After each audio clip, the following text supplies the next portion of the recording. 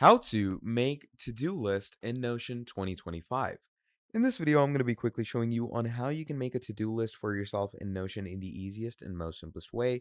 So to start things off, what you're going to be doing is you're first of all going to go to the link down in the description below to get proper discounted plans on Notion for yourself. And once you've done that, what you're going to be doing is you're going to come over to your Notion, and as you can see, these are to-do lists over here. So if we tick it, it's done. If we untick it, it's to be done.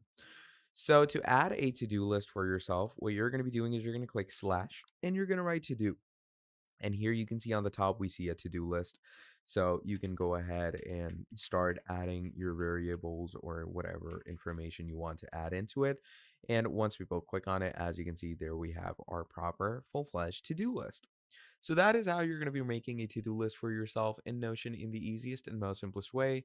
Thank you for watching this video till the end, and I'm going to be seeing all of you in the very next video. Have a great day. Goodbye.